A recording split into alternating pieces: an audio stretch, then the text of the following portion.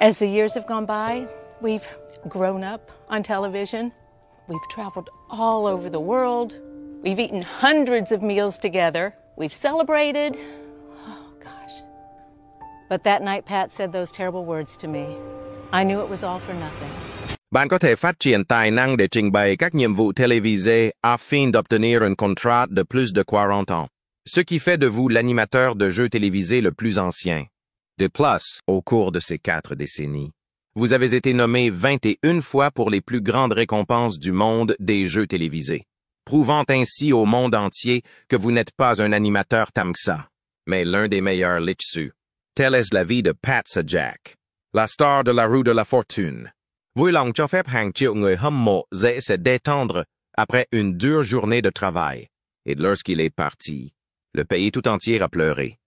Mais son histoire a start loin des projecteurs de la roue de la fortune. Récemment, chaque Chan Young-bi Modze, la vie et la légende ont été révélés. Et les fans sont choqués. Jetons un dashing d'œil à la vie de Pat Sajak. Patrick Leonard Sajak est né à Chicago, dans l'Illinois. Ngày 26 tháng 10 năm 46, ses 2 parents sont américains d'origine polonaise. Son nom de famille d'origine polonaise s'écrivait à l'origine Sajak. Mais il l'a changé plus tard en Sajak, car de nombreuses pipelines aux États-Unis avaient exuung à le prononcer avec un D muet. Il n'était pas très proche de son père, mais il est né à Chicago, dans l'Illinois. Le 26 tháng 11 1946, il n'a pas eu une grande relation avec son père ou ses oncles jamais. C'est jamais Hong lorsqu'il était enfant, et sa mère s'est remariée avec Walter Bachel en 1956. Lorsque le père de Pat est décédé 5 ans plus tard, une barrière supplémentaire s'est créée entre lui et sa famille Tonkei. Heureusement, Pat se concentre sur ses études secondaires à la Farragut High School. Après avoir obtenu son diplôme, il a poursuivi ses études au Columbia College de Chicago, et a également travaillé comme réceptionniste à l'hôtel Hilton Palmer House de l'époque. Dès son plus jeune âge, il a développé un intérêt pour les species télévisés en raison de sa grande camfouque d'être Jack Parr dans l'émission Jack Parr Trend The Tonight Show. Selon Pat, il candide du lit le soir, non pas pour candir avec les garçons ou boire une bière, mais pour allumer le Tonight Show et voir ce que faisait Jack. Ses premières années à la radio et à la télévision ont commencé de la même manière que son modèle, Jack Parr, qui a débuté sa carrière d'animateur dans une station de radio locale en 1966. Pat a d'abord été DJ Vitanian Moyo Dick Beyond the Show de WLS Radio, da Tipcut Mutboy Huanyak. Pendant ses études au Columbia College de Chicago, un professeur nommé Al Parker, qui était chargé d'enseigner la radiodiffusion aux étudiants, a informé Pat d'une opportunité d'être annonceur sur une station de radio locale appelée WEDC. Pat a posé sa candidature et a été engagé pour travailler de minuit jusqu'au petit matin. Peu après, il s'est engagé dans l'armée en 1967 et a servi son pays pendant 2 années entières. Lorsqu'il a été déployé au Vietnam, il a fini par travailler comme DJ à la station de radio de l'armée à Saigon. C'était à la fin des années 1960 et le jeune Pat Sajak était stationné au Vietnam, où il travaillait à la radio des forces armées. Chaque matin, il commençait son émission par la phrase désormais emblématique « Good morning, Vietnam ». Il suit les traces d'Adrian Cronauer, le célèbre DJ qui a utilisé pour la première fois ces mots pour réveiller les troupes. La voix de Pat a rempli les ondes pendant 14 mois. Apportant un peu de légèreté et de familiarité aux soldats à l'autre bout du monde. Pat est peut-être calme et posé aujourd'hui, mais à l'époque, il n'était qu'un enfant, et les erreurs se produisent. Par exemple, à Noël 1959, lorsque le président Nixon devait diffuser un message de Noël aux troupes, le jeune Pat a accidentellement coupé prématurément l'émission du président. Il savait qu'il pouvait la rallumer, mais il a décidé à ce moment-là qu'il valait mieux l'interrompre. Imaginez un jeune DJ au Vietnam coupant l'émission du président. Mais il s'en est remis et les troupes ont bien ri. Après son service, Pat est rentré chez lui et la radio est devenue sa carrière à plein temps. Il a travaillé partout où il le pouvait. D'abord à WNBS dans le Kentucky, puis à WSM à Nashville.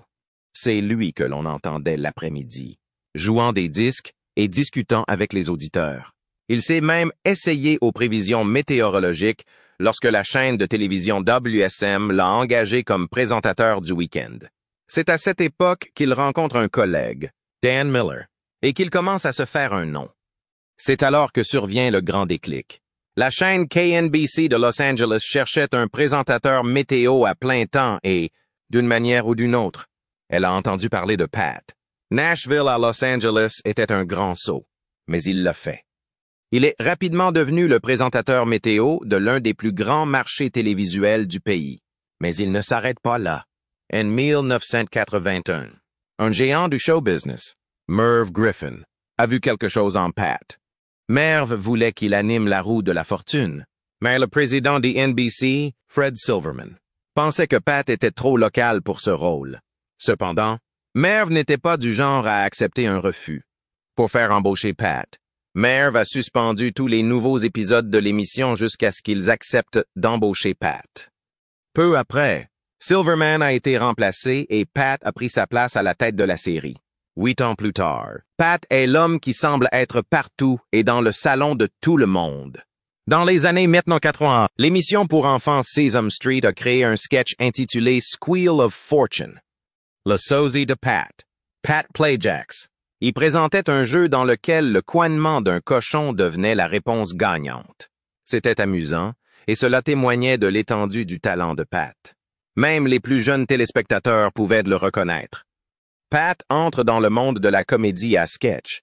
Martin Short a créé le personnage d'Ed Grimley, un homme-enfant obsédé et hypnotisé par tout ce qui concerne Pat. C'est dire l'importance qu'a prise Pat. Il était devenu une icône de la culture américaine. Ensuite, il a fait un saut audacieux en participant à un talk show de fin de soirée sur CBS.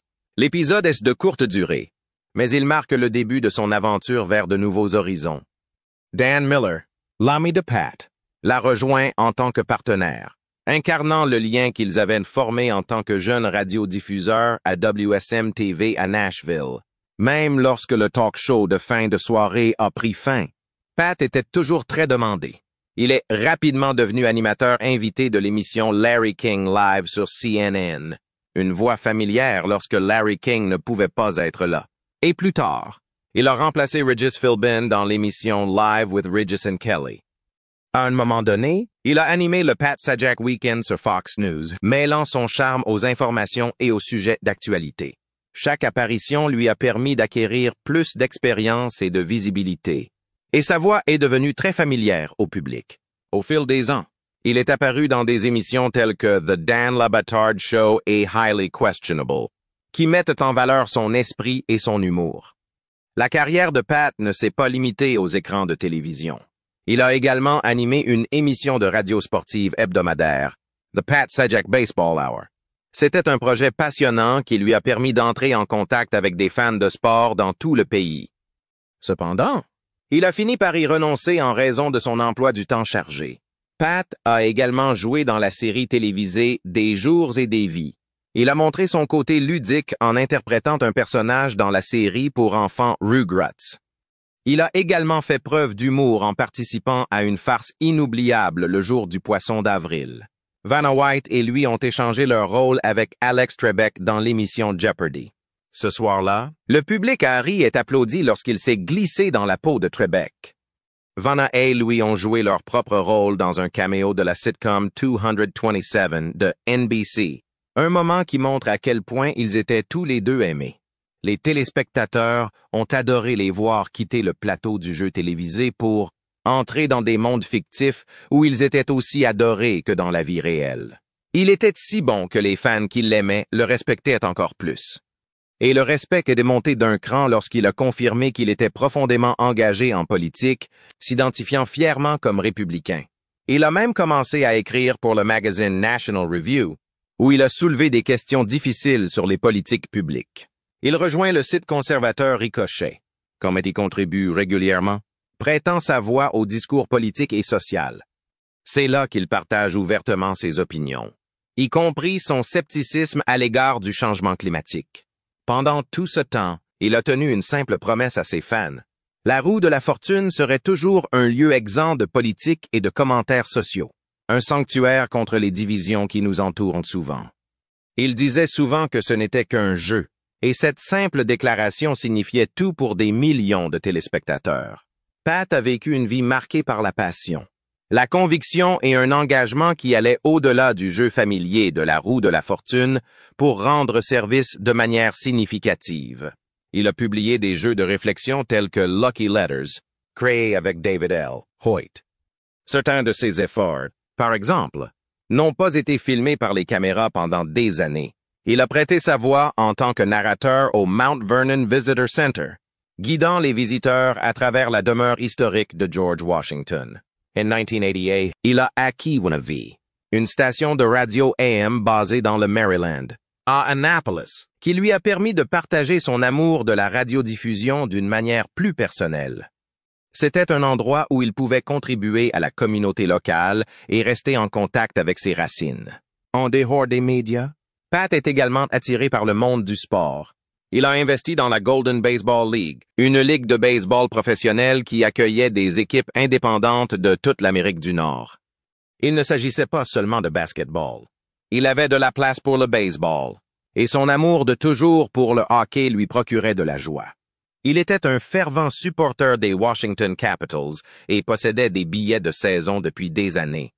Un jour, dans un moment de pure joie, il a sauté sur la glace avant le 3e match de la finale de la Coupe Stanley, se tenant aux côtés de son équipe bien-aimée et célébrant un sport qui tenait depuis longtemps une place importante dans son cœur. En parlant de son cœur, la relation amoureuse de Pat a mérité quelques éloges. Il a épousé Cheryl Sajak pour la première fois en 1979, mais ils ont divorcé 7 ans plus tard, et leur union n'a pas donné d'enfant. En 1989, il a épousé Leslie Brown, une photographe et mannequin. Un an plus tard, le couple accueille son premier fils, qu'il nomme Patrick. En 1995, la famille accueille sa 2e fille, Maggie. Pat et Leslie sont restés mariés pendant la majeure partie de leur mandat à la roue de la fortune. En 2019, Leslie s'est jointe à la distribution, à l'équipe et au personnel de la roue de la fortune pour célébrer l'épisode numéro 7, 0 du jeu télévisé. Pat a déclaré, en présentant sa femme, à propos des contrats, « J'en ai signé un il y a longtemps avec cette femme magnifique, ma femme Leslie. Nous sommes sur le point de fêter notre 30e anniversaire. » A déclaré sa femme, en complétant la déclaration, ajoutant également que de nombreux épisodes de La Roue ont été tournés pendant cette période. Pourtant, même cet homme très prospère a dû faire face à des difficultés personnelles. En novembre 2019, Pat a connu une crise de santé qui l'a conduit au bord du gouffre. Il subit une intervention chirurgicale d'urgence pour éliminer une occlusion intestinale, un moment qui rappelle aux fans et aux proches sa vulnérabilité. Pendant qu'il se rétablissait, sa co-animatrice et chère amie Vanna a pris sa place, et les personnages de Disney ont rempli l'écran en son honneur, y compris ce Phil Maggie, qui lui a apporté son soutien. Maggie n'était pas une nouvelle venue dans l'émission. Elle avait fait ses débuts à la roue de la fortune à l'âge d'1 an, accompagnant son père sur le plateau de Hawaï. Elle n'a donc pas eu de mal à remplacer Vanna en novembre, lorsque cette dernière a remplacé Pat, qui avait pris un congé pour se remettre d'une opération chirurgicale d'urgence. Lorsqu'il a repris le travail, les fans ont applaudi non seulement sa présence à l'écran, mais aussi l'homme qu'ils avaient appris à aimer en coulisses. Il était émouvant de voir les liens et le soutien qu'il avait créés autour de lui. Au fil des ans, Pat a assumé de nouvelles fonctions, comme celle de président du conseil d'administration du Hillsdale College. Il ne s'est pas contenté de prendre sa retraite. Il est resté au cœur de la vie américaine, donnant en retour d'une manière qui passe souvent inaperçue aux yeux du public. En 2021, il est apparu en tant que chanteur dans le film Haunted Mansion des Muppets de Disney. Un petit rôle qui a rappelé à tout le monde à quel point il est une icône dans le monde du spectacle. Il est également devenu un narrateur familier du Candlelight Processional de Disney, apparaissant à chaque saison des fêtes pour apporter chaleur et nostalgie aux foules qui s'accrochent à chacun de ses mots. Le plus jeune fils de Pat, Patrick Sajak Jr., est devenu médecin. En 2021, Pat a annoncé lors d'un épisode de La Roue de la Fortune que son fils avait officiellement obtenu un diplôme de médecine. Pat a déclaré à l'époque, en s'adressant à sa co-star, « Vous connaissez mon fils Patrick? Vous l'avez connu toute votre vie. Eh bien, Il a terminé ses études de médecine et est désormais officiellement le Dr Sajak. Et nous sommes tous ravis.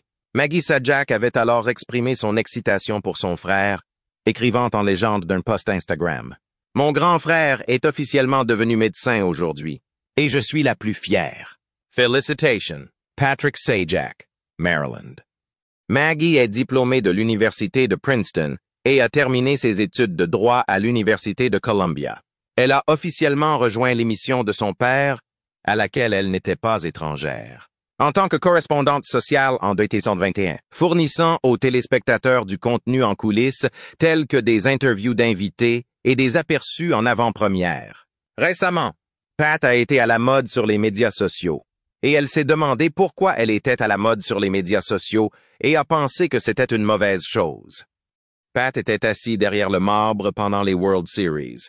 Plus tôt dans la série, il avait été aperçu au Dodger Stadium, toujours très fidèle. Il n'était pas là pour prendre des photos. Il était assis là, pleinement présent. Pas une seule fois il n'a levé la main de son téléphone. Pas une seule fois il n'a cessé d'être attentif. Il y avait là quelque chose de très puissant, et les fans n'ont pas pu s'empêcher de faire des commentaires.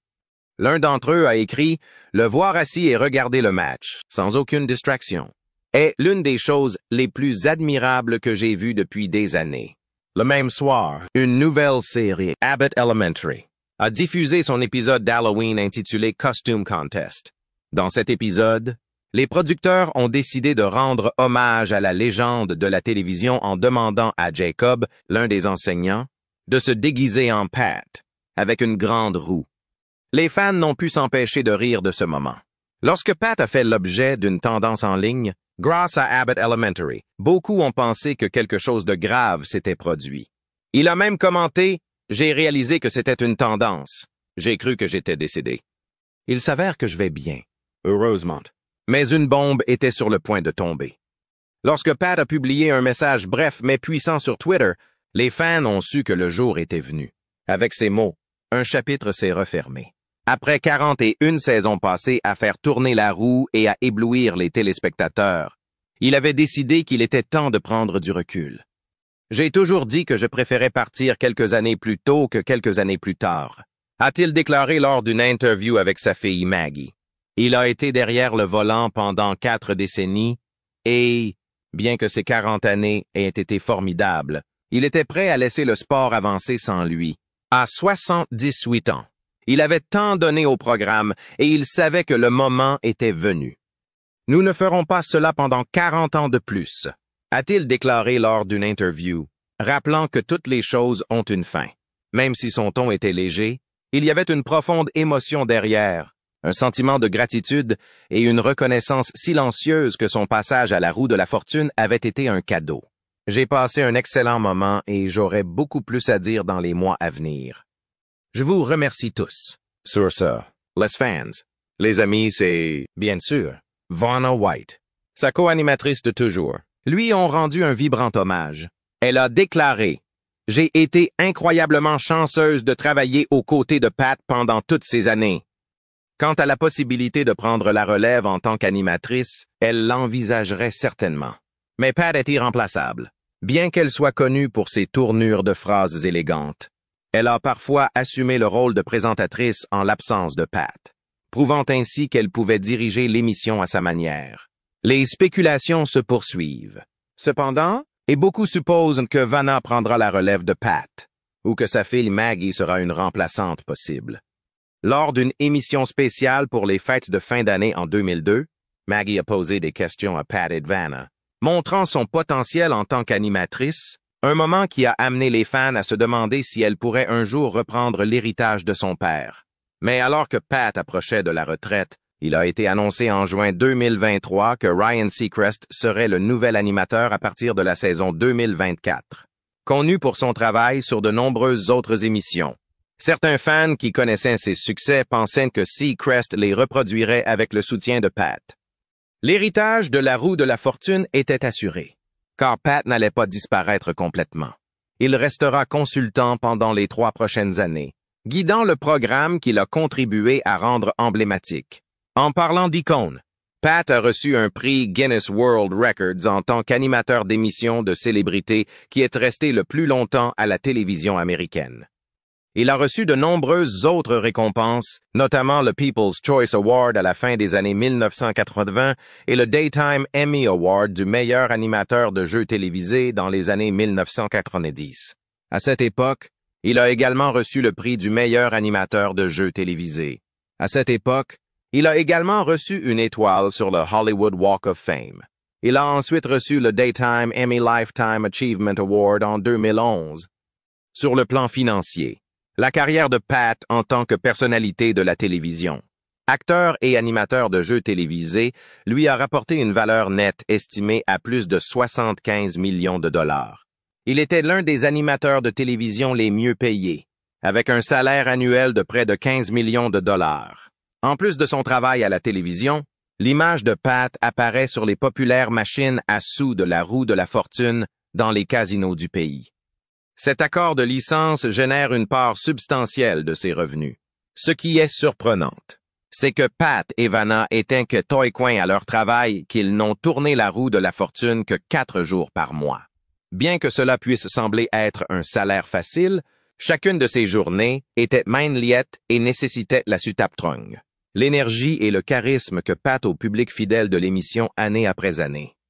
Đối với những người đã chọn một quan điểm, tôi sẽ là một người tham gia một cuộc phiêu lưu tuyệt vời ở San Quatrevingt Quinze épisodes par saison.